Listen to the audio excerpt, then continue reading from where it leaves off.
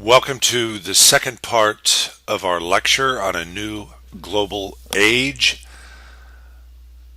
We will focus now on a people in history known as the Mongols. And this is the second of two nomadic groups, the first being the Turks in part one of the lecture, who will play a pivotal role in the development of a new global age, not always given the same attention or credit by the writers of history who focus on settled or sedentary agricultural civilizations. Nevertheless, groups such as the Turks, such as the Mongols, will play an indispensable role in the knitting together of cultures and the ushering in of trade and cross-cultural connection that underlie the new global age.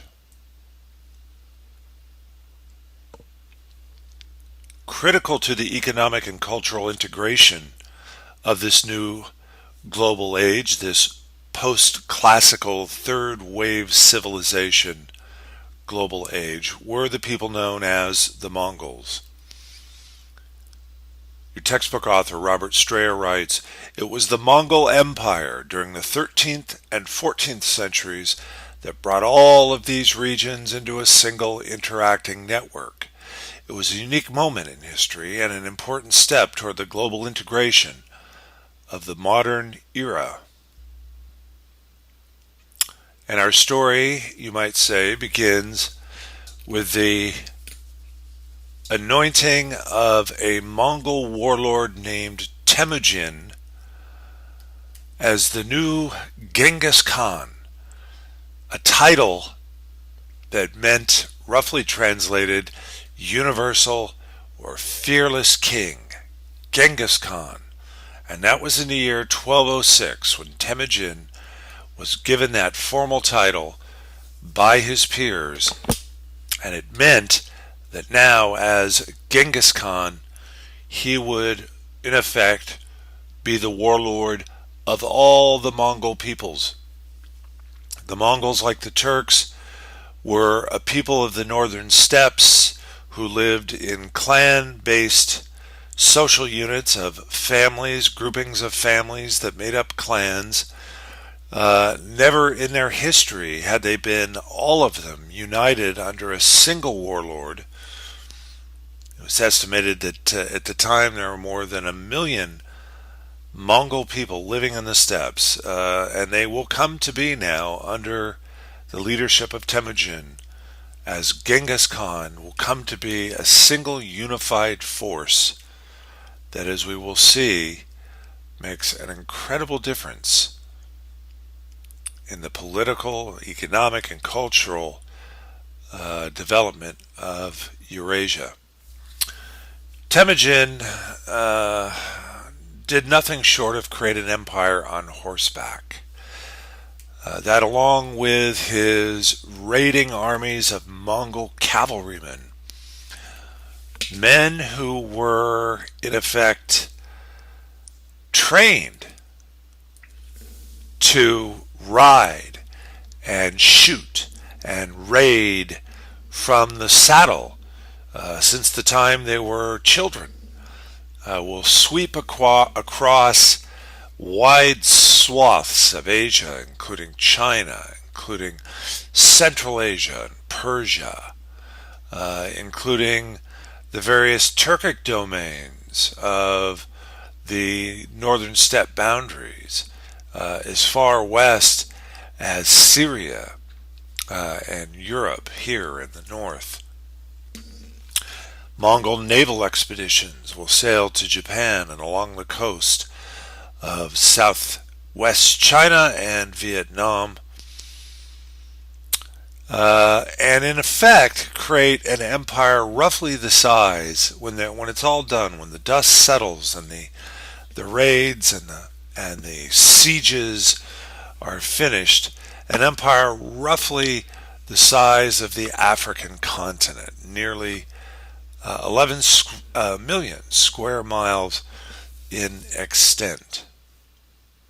And the story of how this comes to be itself is one of the great stories of history. And it begins with this singular figure, Temujin, who taught his people that they had a destiny.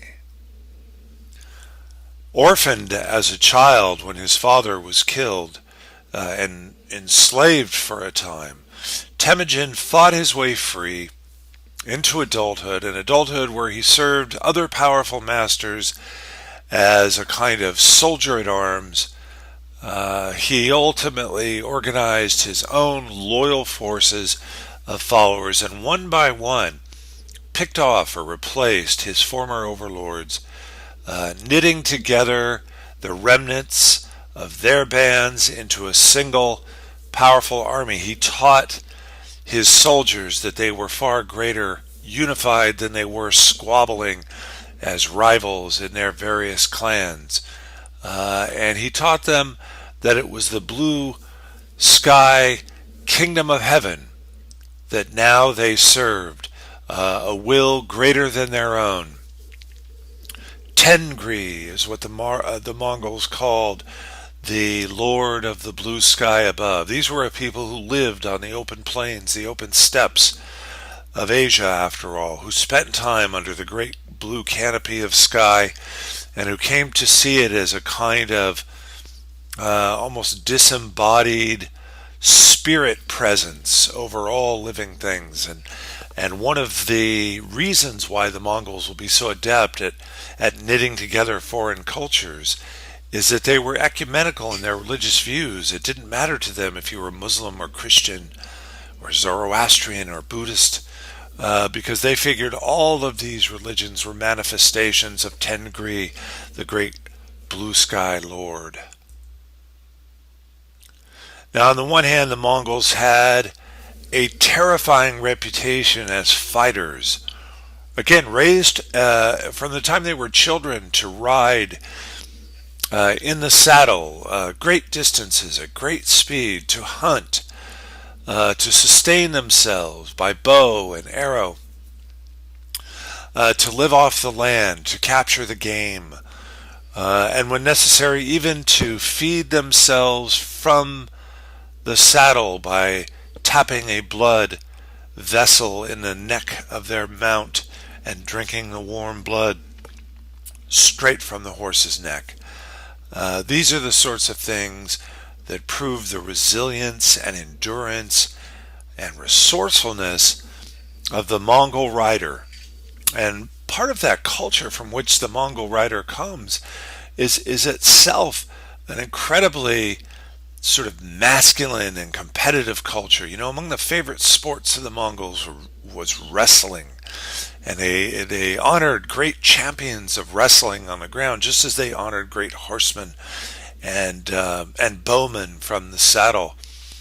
And so it was a rough and tumble and resilient and competitive environment that the Mongols had come from, but never had they been united into a single core as they will under Temujin. And it was that power, that fury, that relentlessness that will paralyze foreigners with fear, unused to seeing this kind of determination and intensity.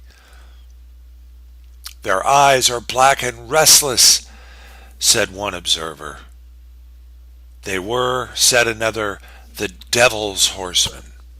And it was these sorts of descriptions that served as a kind of advanced propaganda in the forefront of Mongol raids. Often by the time the Mongols arrived at a town or a city or a settlement, the fear of alarm had spread, the reputation of the Mongols had spread, and it was not uncommon to see the Mongols having won battles, having achieved victories without firing a single bow, as terrified peoples either retreated or surrendered in advance, which was really the better choice, considering that the Mongols showed no mercy to those who refused surrender.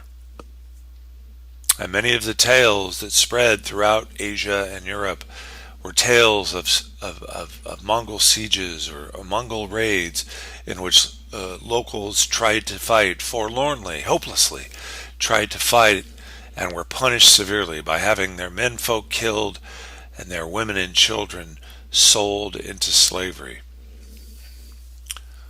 But sometimes I think history is overlooked that all of this terror, all of this ferocity was in the name of some greater good for the Mongols. It was not an end in itself. They were not bloodthirsty for the sake of bloodthirstiness.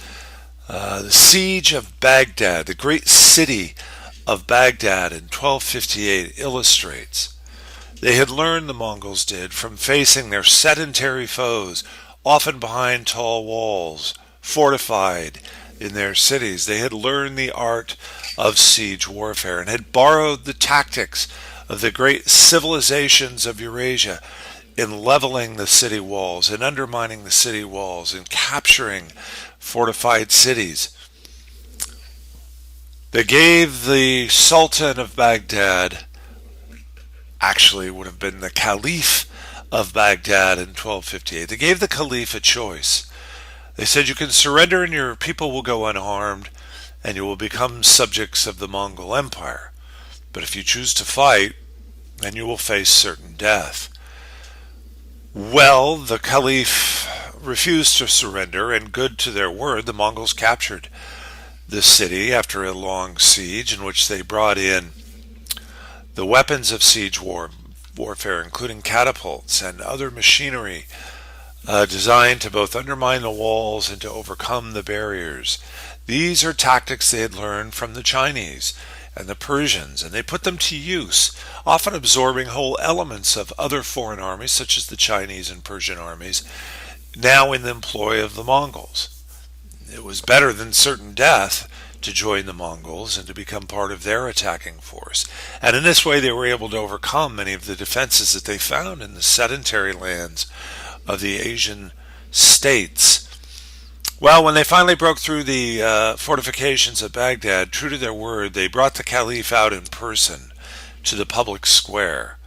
Their plan was to ride their horses over the top of him until he was nothing but pasted jelly, you might say, where once a man had been. But out of deference to his status as ruler, they first brought a great carpet out, and they rolled him up inside the carpet, and then they ran their horses over him, sparing his subjects the visual of seeing their esteemed leader, the Caliph, turned to mush. That was an example of how the Mongols could be courteous.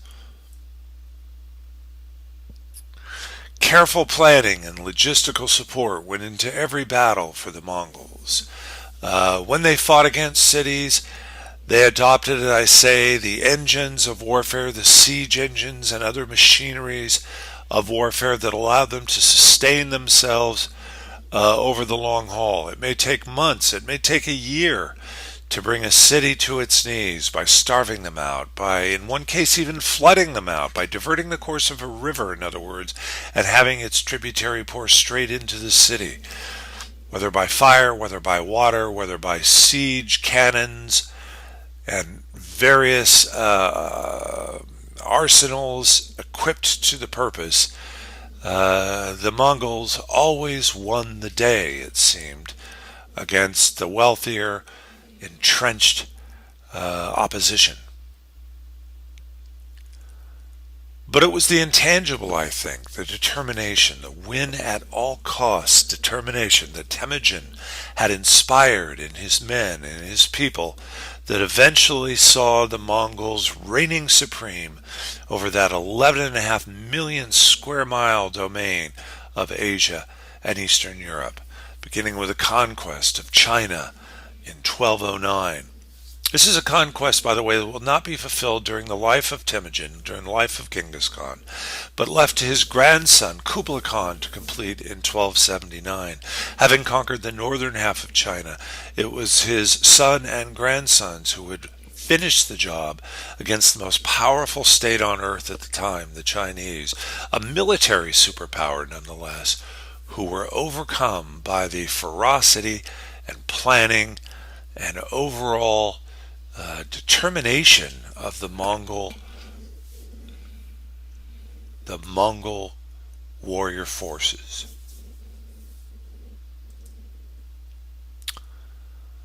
Beyond this kind of military campaigning, the Mongols will promote now across their conquered dominions travel and cultural exchange. As a people from the steppes, they were anxious to know of the larger world, the sedentary civilizations, the art, the culture, the religion, and certainly the commerce, which of course they were now prepared to take their cut from as guardians of the trade routes of the Silk Road. As Strayer writes, interested in fostering commerce, Mongol rulers often offered merchants 10% or more above their asking price and allowed them the free use of the relay stations for transporting their goods.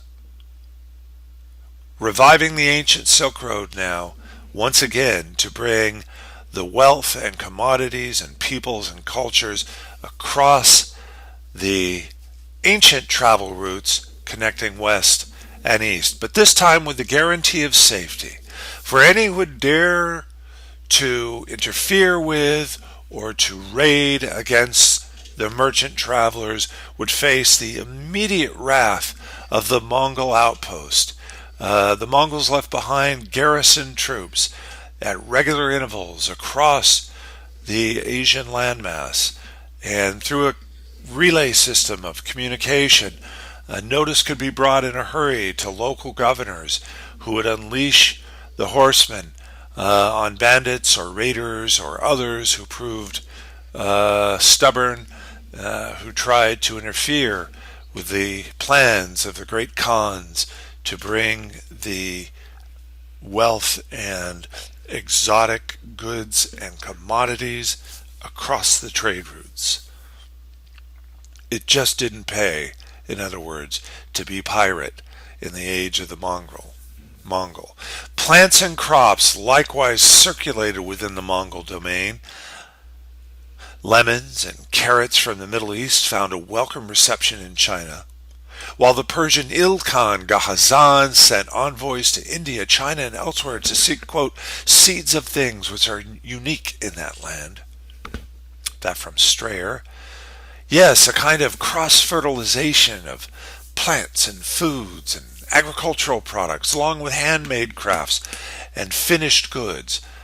Chinese porcelains, for example, Persian crafted carpets, Egyptian furniture, inlaid furniture, hand-carved from Egypt, a variety of goods, Arabian incense and perfumes were all part of the ongoing cosmopolitan trade now that fostered connection and travel in the age of the Mongols.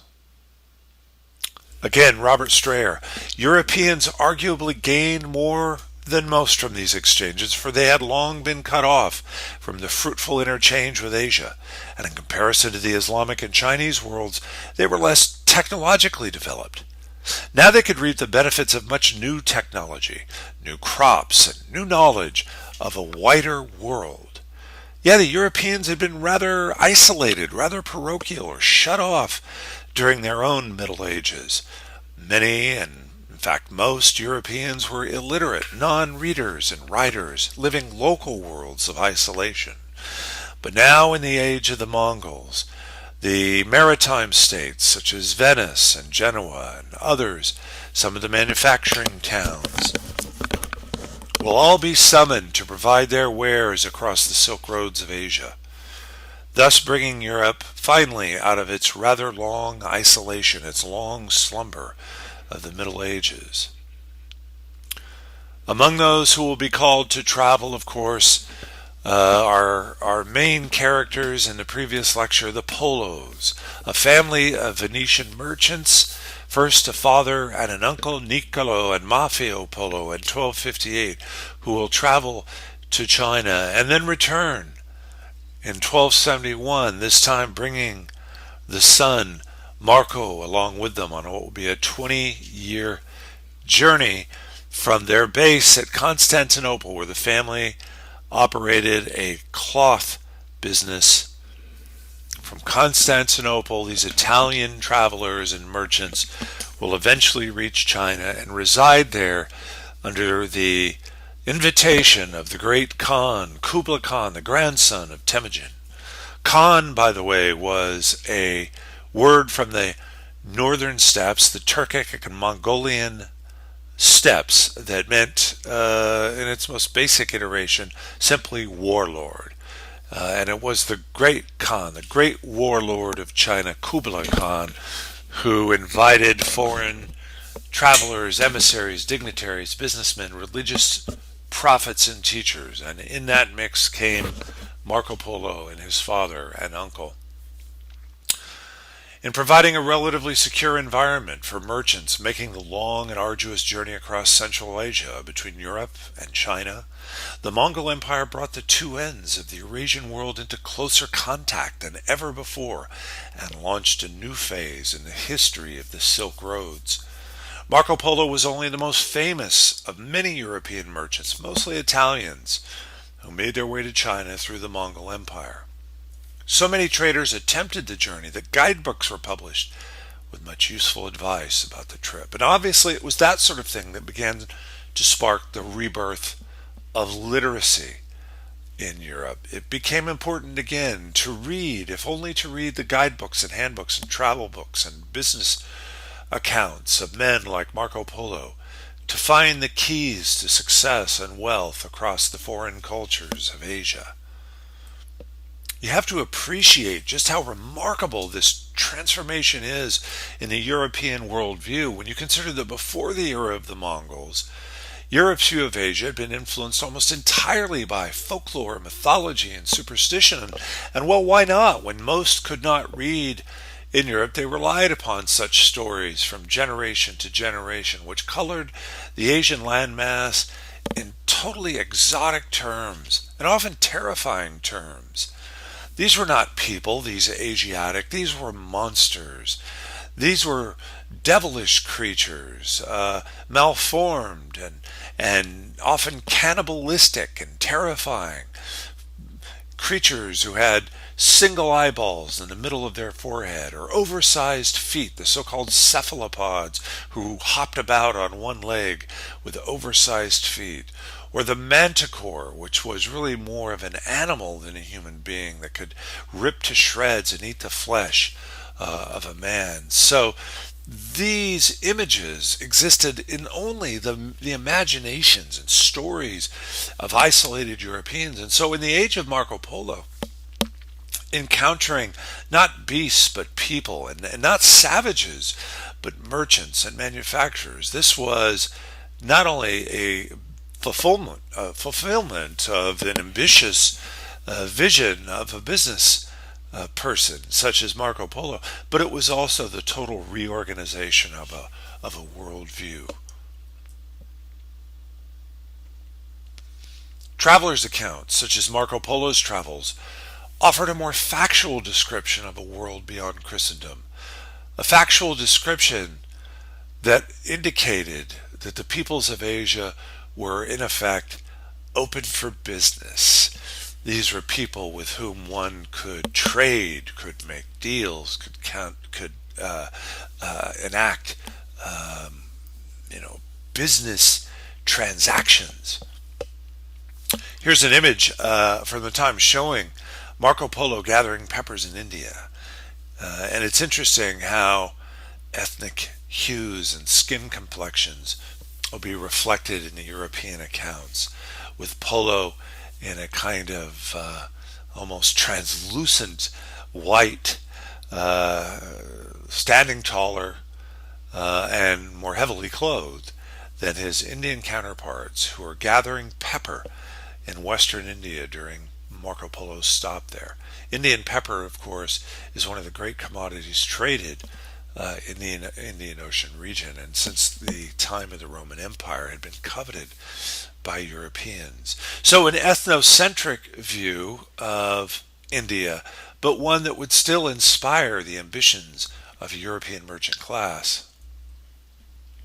Merchants returned with tales of rich lands and prosperous commercial opportunities, writes Strayer, but what they described were long established trading networks of which Europeans had been largely ignorant. Think about that for a second. What Marco Polo walks his way into in the age of the Mongols is not some new phenomenon of trade and connection. The Silk Roads, as I say, had gone back to the Roman imperial days, and there were Roman emperors who wore Chinese silks. But the Silk Roads waxed and waned with the political and military fortunes of states across Europe and Asia. And so in the age of Marco Polo, the Silk Road, long existing, was now newly revived. These were ancient traditions, new to Europeans, but long established and practiced across the highways and byways and trading routes of the Asian continent. Spreading the reputation of the great Khan himself, Kublai Khan, shown here as Emperor of China, even looking a bit Chinese, you might say, in his visage.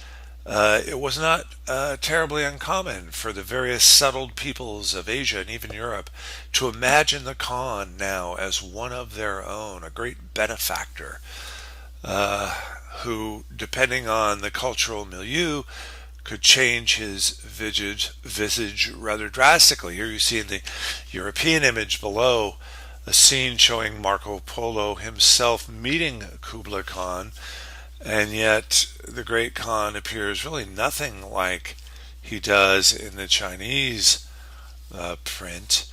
So yes, the Khan was conceived in the image of man, and that was a testament to the great propaganda value, I think, that the Mongols exploited.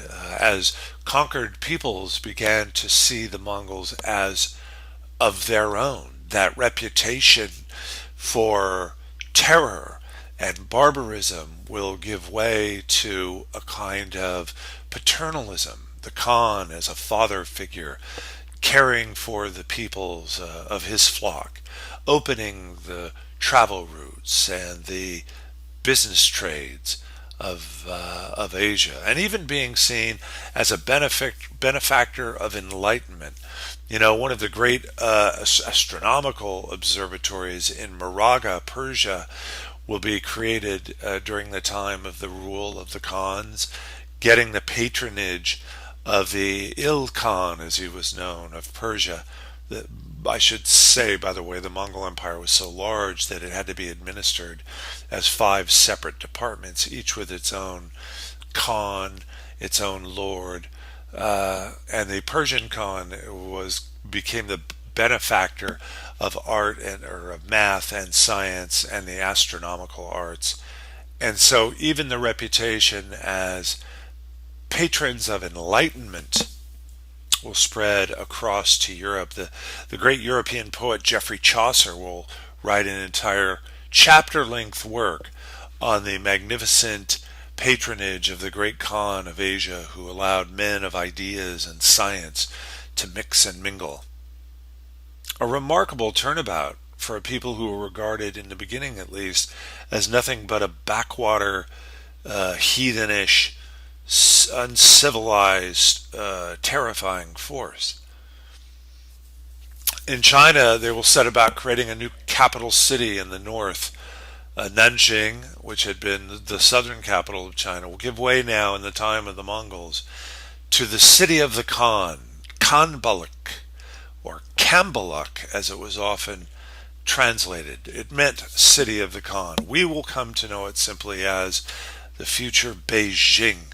And in Chinese, Beijing means northern capital. And it was in the city of Beijing that the Khans created their own kind of cultural domain, creating an entire realm within the city, known over time as the Forbidden City, which sought to replicate the conditions of the Mongolian northern steppe, a kind of home ground in China for the Mongol ruler and his family.